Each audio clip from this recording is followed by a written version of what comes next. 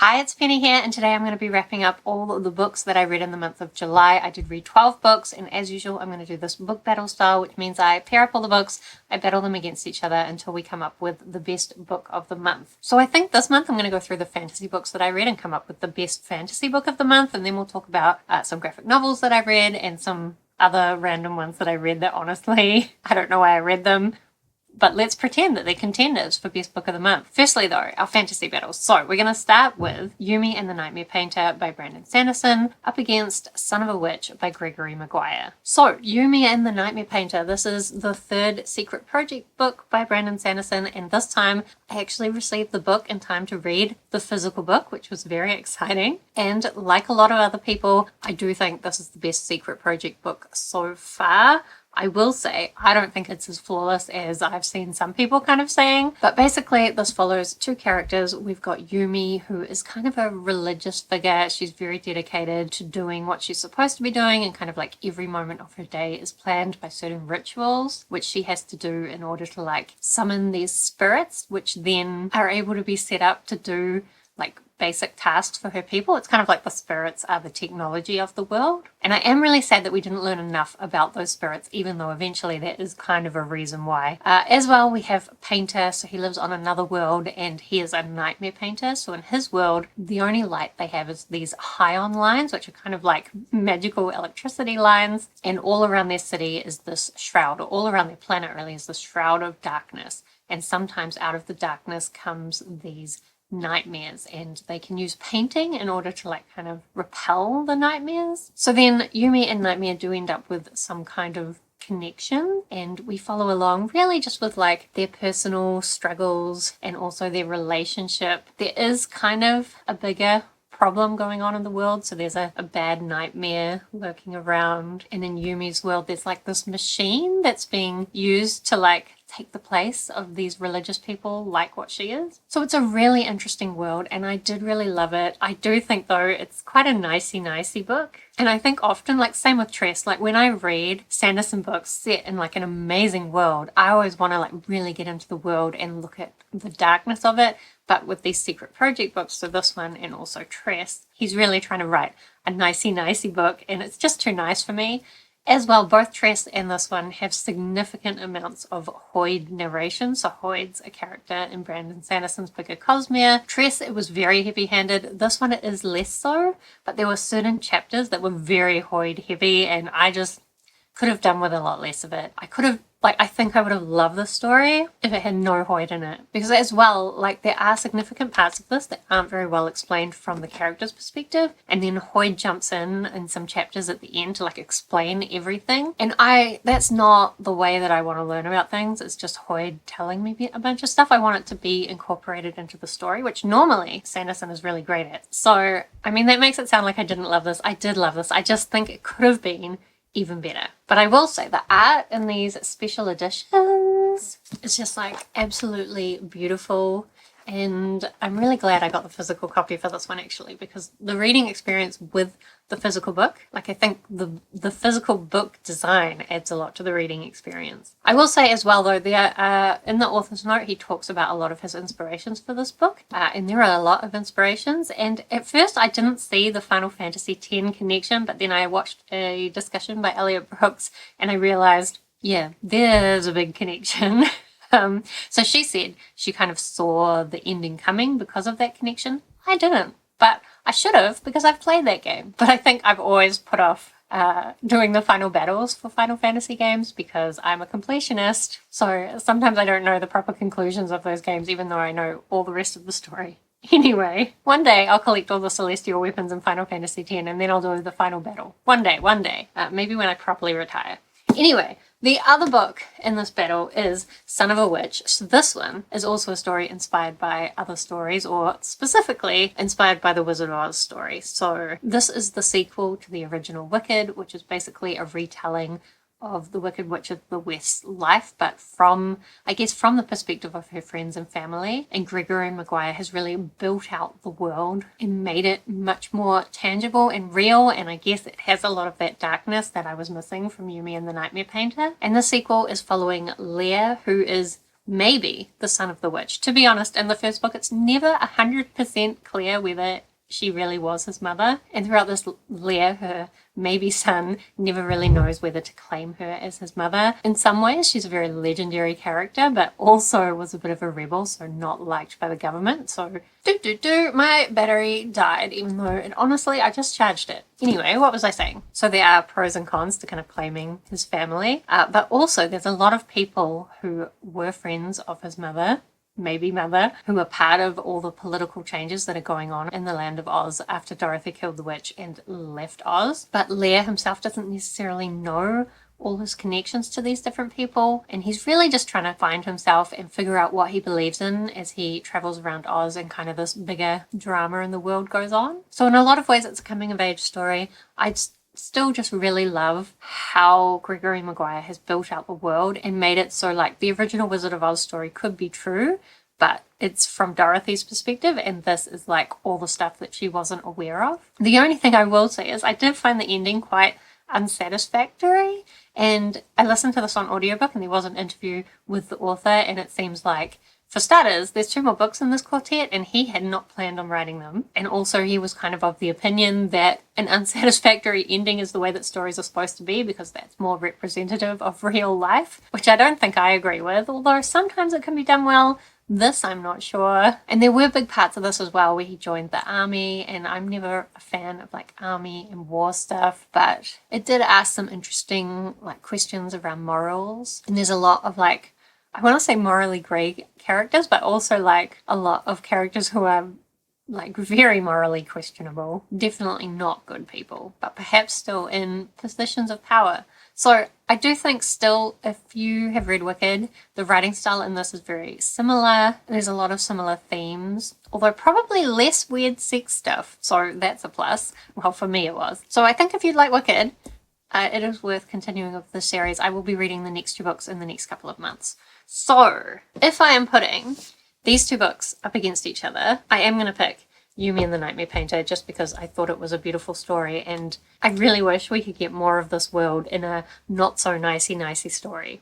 Okay, then our next battle is The Last Argument of Kings by Joe Abercrombie up against A Darker Shade of Magic by V.E. Schwab. So, firstly, we have Last Argument of Kings by Joe Abercrombie. This is the 3rd book in the First Law trilogy, which is the trilogy at the beginning of a more extended world. I do kind of think that Joe Abercrombie probably hadn't planned the rest of the world at least when he started this trilogy, maybe when he finished it. So this story is all about a bunch of morally grey characters as their empire kind of comes under threat from another empire. There's also a big magical conflict going on alongside it, and the first of the Magi is around kind of manipulating everyone into the positions he wants them. So we have Logan, who's from the north, kind of because they're called the Northmen, I always think of them as like Viking type people, and they're very similar in their brutality. But Logan has a connection to the spirit world, and also sometimes he becomes the Bloody Nine and kind of loses control. We also have Glocta, who is a torturer.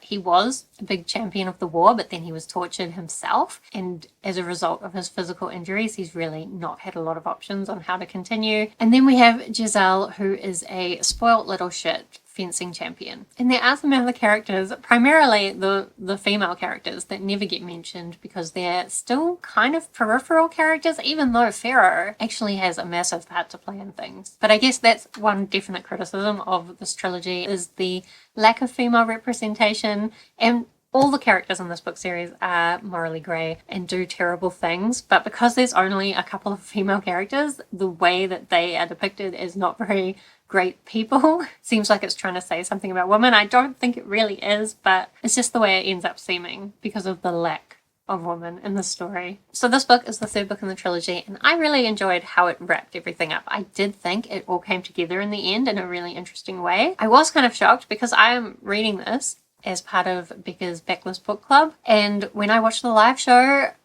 everyone had a different opinion. They didn't like it. They didn't think it wrapped things up. There's kind of a big battle scene near the end, and I was really happy that there was more after the battle because I hate books that end in just big battle scenes, and the 2 books before this kind of did end in big battle scenes, so I was glad that this one didn't do that.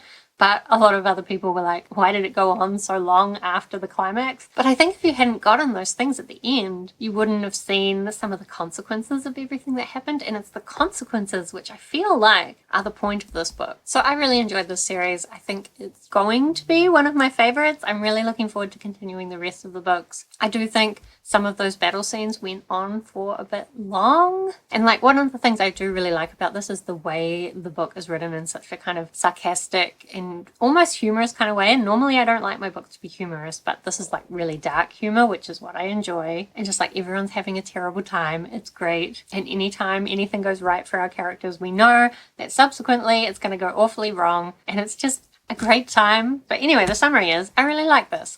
Then the next book is A Darker Shade of Magic by V. Schwab. This is the first book in the, what is this series called? I think it's just called the Shades of Magic series. So this is a reread for me. I'm rereading this series because Victoria Schwab is about to release a new spin-off series set in this same world. So in this world, basically there are 4 different Londons. We have Grey London, which is our own London that has no magic. We have Red London, which is where our main character comes from, and it is lush and full of magic. We also have White London, which is starved of magic and really struggling. And then finally we have Black London, which was locked up when magic kind of went awry there, and nobody really knows what happened anymore, but it's not talked about. So we're following this young guy called Cal, who's been raised by the royal family, and he has the ability to move between the different Londons. There's very few people that can do this. Unfortunately, he's also started smuggling items between the worlds, which is illegal, and ends up getting him in a bunch of trouble. He kind of teams up with this girl named Lila from Grey London, who is a thief and just has always wanted to become a pirate and explore the world. She's very morally grey and kind of a badass. A lot of people love her, and I am one of those as well. Especially on my reread, I think I loved her more. So they go on a bit of a quest to like save the worlds. What I will say is that this was a lot shorter than I remembered, and I think that's because in my head I've put the whole trilogy into one story. That said, even though not much happened, I was entirely engaged the whole time. It had been a while since I first read this, and I had started to think that maybe the series was a little bit overhyped, but on a reread, it really lived up to it. I loved the complexity of the magical world. I love the characters. The only thing I think let it down is there's clearly supposed to be a romance between Cal and Lila, and I just still don't feel it at all. I'd be quite happy if they were just friends. So we'll see if in the next 2 books it manages to build up to something that feels real. I don't remember that it does, but having loved this, I am much more excited about the Fragile Threads of Power now. So that is what we wanted. Now, if I'm putting these 2 books up against each other, I would say just because this is more morally grey and like way more terrible things happened, I think I like this better, and I don't actually let rereads win the battles anyway. Or at least they can't be best book of the month, because that's cheating, because I already know I like them. So, regardless, either way, I'm going to pick Last Argument of Kings as the winner of this battle. Okay, then for our final fantasy battle, we have Northern Lights by Philip Pullman up against A Monster Calls by Patrick Ness. So, Northern Lights, this is the first book in his Dark Materials series. It's a very beloved series that I think a lot of people read when they were younger and really loved it. There was a movie made based on it as well. So, I sometimes like to pick up these books that are kind of classics from people's childhood. I think this one might have been a mistake though. So we are following this young girl called Lyra who's being raised at Oxford. Honestly, she is a spoilt little shit and just so entitled, and I hated her. And she starts finding out about this kind of magical conspiracy thing that's going on, and at the same time children start going missing, and she ends up going on a bit of a quest to find out about this magical phenomenon as well as try and save the other children. But just throughout it, I hated Lyra in every way, and the way that everything always went right for her, or like even when she was being a little spoiled shit, everything would still go right for her. And there's a lot of talk about this magical conspiracy thing, but Lyra mostly has very little interest in it, or it says she has an interest in it, but it's always like peripheral to whatever else is going on. And I get the feeling the next couple of books in the trilogy are gonna focus on that more. So I already have a hold on the next book in the series at my library, so I'm gonna probably read it, but I don't know, I don't have great hopes for it. And I just really question why people like this when they were younger, because to me, it didn't really have a lot of elements that I think children would like, and a lot of the blah blah blah filler stuff didn't seem like something that would keep a child interested. I did like the demons. So in this world, every person has a demon, and when they're younger, the demons change between different animals, but eventually when they're older, they stabilize into a single animal. So the demons were cool, and there are also like fighting polar bears, which were somewhat interesting. But I don't understand why a child would like this book, but also I think Lyra is a character that would annoy most adults. So does anybody really like this book? I don't know. I know people do. I just don't get it. Anyway, the other book that I read in this battle is A Monster Calls by Patrick Ness. So this has also been made into a movie. This follows this young boy whose mother is really sick, and he started having nightmares, and then this monster turns up and tells him that he's going to tell him 3 stories, and then at the end the boy is going to tell him a story. And it's really a story about this young boy dealing with the grief of what's happening with his mother. I think my favorite part though was the monster and the kind of fairy tale stories that he tells that kind of turn fairy tale tropes on their head. And the boy is questioning, what am I supposed to be learning from these stories? And the monster says, do you really think I came all this way just to teach you a lesson? And I love the monster. I loved his stories. But the overall story, I don't know, I never quite connected to it, and maybe that's just my life experiences don't lead me to connect to it. But also I felt like it was written more like how an adult remembers childhood rather than an actual experience of childhood. I think this boy is a teenager anyway, and there's some school stuff in there as well that I didn't really like. I think I would have liked it if the story had leaned much more heavily into the fantastical rather than being more of a contemporary story with a little fantastical side plot. But I did really like the ending. And I did cry. Only a little bit, but I did cry. But I think, as I said in my vlog, I just don't know whether the story will stick with me long term. But I guess we'll see. Anyway, if I'm putting A Monster Calls up against Northern Lights, I think it's quite clear that A Monster Calls is going to win the battle. So let us pick the best fantasy book of the month. And I actually have all the contenders here physically. That never happens. I am a library girl most of the time, but here we are.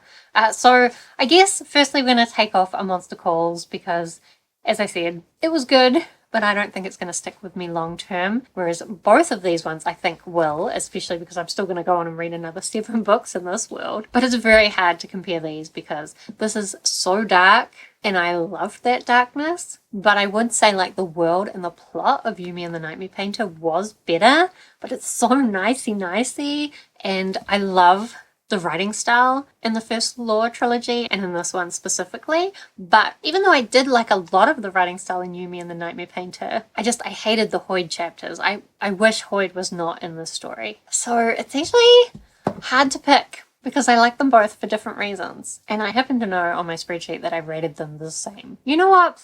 I think I want to say I'm going to cut Yumi and the Nightmare Painter because of Hoid, but then I remember, well, I didn't like any of the battle scenes in this either, so there's sections in both of these that I didn't like, and part of me just wants to pick the beautiful book. And I love the world in this, and the magic in this, but maybe I had more fun reading this. Oh, but there are some fun bits in this. Okay, gut feel, I'm going to pick Yumi and the Nightmare Painter. I don't know why.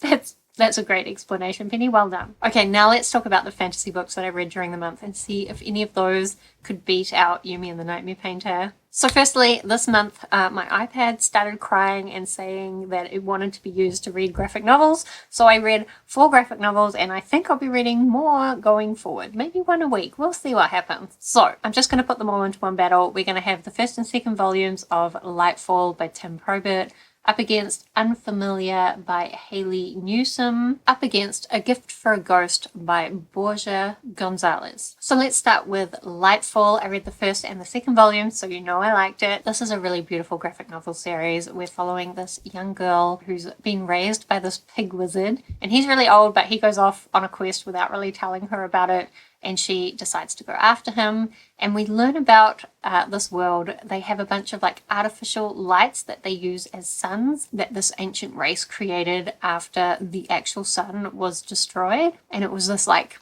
evil bird thing that destroyed the sun, and now it seems like he's going to come back and try and destroy these artificial lights. She also runs into one of these Galdurians, who are the people who made the artificial lights. He thinks he's the last, but he's looking to see if he can find any of his people, and basically they're just traveling together, trying to find the pig wizard and trying to, I guess, save the world a little bit. I really liked it. My sister sold it to me actually on the idea that it had Dark Crystal vibes, but I also think it has some elements of the Labyrinth, especially in terms of not just the characters, but the friend dynamics of this group that comes together. And then I did think in the second volume there were some elements that definitely reminded me of the Neverending Story. So these are all like my favorite movies from when I was a kid. So I loved it. I thought it was beautiful. There's some really great ideas in there. Some really humorous moments, especially in the second volume. I was laughing and I have some theories about what's really going on, and I can't wait for the third volume to come out, even though I think it's not until next year. Then I also read Unfamiliar. So this is just a really cute graphic novel series about these witches. We start following one witch who's about to move to a new town. She's not very good at magic, or in fact, very good at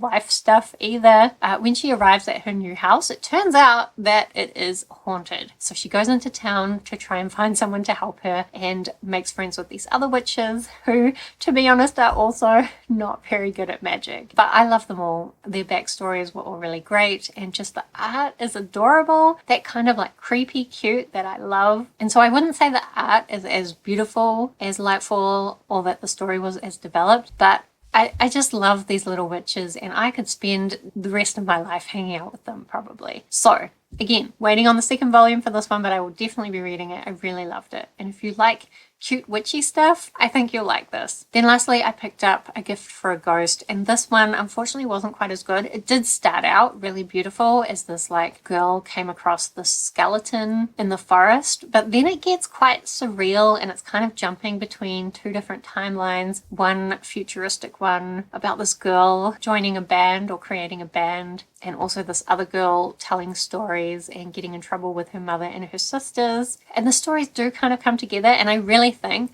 it is the kind of story that you get to the end and you think, wow, I want to reread that so I can understand it better. Unfortunately, I thought, wow, I want to reread it so I can understand it better, but also I didn't like it enough to reread it, so actually I'm not going to. So yeah, I think if you like just beautiful art and really weird stories, maybe you'll like it. But when I say that, I feel like I would want some really crazy art, and I still think the art was pretty simplistic, really. Beautiful, but simplistic. So I don't really know, but it wasn't my favorite. Maybe I'm just not smart enough for it. Anyway, so if we're putting these three up against each other, of course I'm going to take A Gift for a Ghost off first. Then it's Lightfall versus Unfamiliar, and I loved both of these, so this is a hard battle. I think weirdly, I'm more excited to get more Unfamiliar. Maybe it's because I only got to read one volume, but like I love those characters. But I do think Lightfall is the better story. There's more to it. The art is beautiful. So I think I'm going to pick Lightfall as the winner of the battle. It could definitely go either way on a different day. Okay, then the last two books that I read, we've got The Secret History by Donna Tartt up against Paris, the Memoir by Paris Hilton. So I'm still questioning why I picked up either of these, but there were reasons. So firstly, Secret History. This is a very well-known dark academia, basically about this guy who goes to university and he's kind of lying about his poorer background, and it's a very pretentious environment, and he ends up becoming friends with these other students that study ancient Greece in this class where the teacher is very selective, and he only has like 6 students, and basically if you're in his class you have to only take classes by him or ones that he approves of. And really throughout this you just feel like none of the characters are telling you the truth, and you're also told right from the very beginning that one of these students is going to be murdered, and it seems like the others have covered up his murder. And really through the whole story I was waiting for there to be like some big reveal about what was going on, but the only reveal we really got was pretty boring, and mostly it's just a bunch of pretentious people talking about pretentious things in pretentious ways, and a bunch of people lying to each other for no reason, and some other random things that didn't really have any relevance to anything. But also, like in the beginning when I thought something was going to happen, I was really engaged. I was trying to pick up on all the clues. It was just in the end nothing happened with that, so it felt like it wasted my time. And it definitely isn't the kind of dark academia I like. I like dark academia with like a really weird element or some kind of fantastical element. Also, like I like dark academia where the students are really passionate and obsessed with the things that they're learning about, and I didn't get any of that in this either, so unfortunately just not for me. The other thing I picked up was Paris Hilton's newest memoir. I did see she's actually written some other books before. This one, so I did watch the Paris Hilton memoir that was released a year or so ago, and I actually liked that. Previous to that, I had no interest in Paris Hilton and really no respect for her, and the documentary kind of changed my opinion, so that's why I was interested in reading this book, but it flipped me back. I now have no interest in Paris Hilton and kind of no respect for her. She's just a very different person from me, even though she's about my age, which was a surprise to learn. But the book is so scattered, and she does say some good things about ADHD and like kind of gives that as the reason why the book is scattered and jumping around all over the place. But honestly, you can edit things after the fact, so it didn't need to be so scattered. And also, I would have really liked it if it was a bit more focused. I did like the section where she talks a lot about her experience in these horrible boarding schools where they send troubled teens and kind of treat them terribly in the hope of like scaring them straight or scaring them into good behavior. Awful experiences. Very interesting to learn more about it. But I think throughout this book, Paris Hilton is trying so hard to maintain her brand that she just can't really talk honestly about some things, and she's never like fully vulnerable like I think they did manage to get out of her in the documentary. And just throughout it, like her whole brand is wanting to be this fun party girl, and it's one of these memoirs where she seems to also be thinking that she's trying to teach you some lessons about life, and I don't need to learn any life lessons from Paris Hilton, thank you. So there were some good parts, but also she narrates this herself, and for starters, that low sexy voice that I'm sure is a put on as well as her old voice used to be. Like it's just hard to listen to when there's traffic going past, so that was annoying. But also sometimes she would say certain phrases and it just sounded so cliche. Paris Hilton is not for me. I am not that kind of person. I made a mistake. I shouldn't have picked up this book. So if I'm putting these two books up against each other, even though I didn't like either of them, I would pick The Secret History to go through to the next round. So now we're going to do best book of the month. We're going to put Yumi and the Nightmare Painter by Brandon Sanderson up against Lightfall by Tim Probert, up against The Secret History by Donna Tartt. Obviously, we're going to take The Secret History off first because didn't like it, too much pretension. Then we're going to have Lightfall and Yumi and the Nightmare Painter. Honestly, I think what I loved the most in both of these series is the world. The characters are also great, and they are both kind of nicey stories, and the kind of stories that you know will have happy endings in the end. Like, Lightfall isn't finished yet, but I'm pretty sure it's going to be a happy ending, even though there are some darker bits in there. And there are some darker parts in Yumi and the Nightmare Painter as well. Part of me wants to just like say no to Yumi and the Nightmare Painter because of Hoyd, and that's just me being petty towards Hoyd. Because even though I did love Lightfall, it is just a simple graphic novel, so it doesn't quite have the depth that Yumi and the Nightmare Painter has. So I think because of that, I'm not sure if it's the right decision, but I think I'm going to pick Yumi and the Nightmare Painter as the best book of the month. That's actually a surprise to me. I didn't think that's what I'd pick, but there you go. Do let me know if you've read any of the books that I talked about in this video. I would love to talk more about them with you down in the comments, or let me know what the best book you read in the month of July was. Otherwise, thank you so much for watching. I hope that you are doing well, and I will see you next time.